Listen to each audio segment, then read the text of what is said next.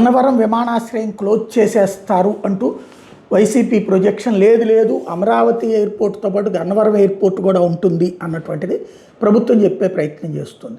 ముందు ఈ అమరావతిలో ఎయిర్పోర్ట్ భూములు సేకరించాలి, ఆ తర్వాత ఎయిర్పోర్ట్ కన్స్ట్రక్షన్ బిగిన్ చేయాలి, పూర్తి చేయాలి.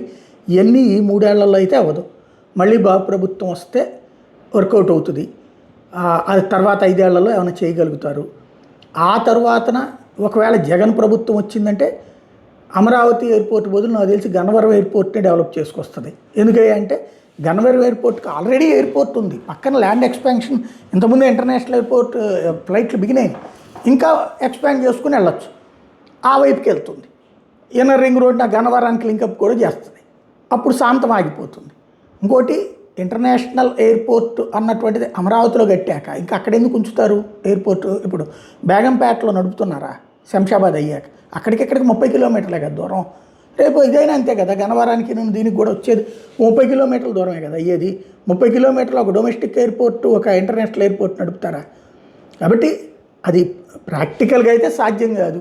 కాబట్టి అబ్బాయి ఇది ముయ్యము అని చెప్తున్నారు. ఇప్పుడైతే ముయ్యరు, ఇంటర్నేషనల్ ఎయిర్పోర్ట్ స్టార్ట్ అయితే మాత్రం మోస్తారు.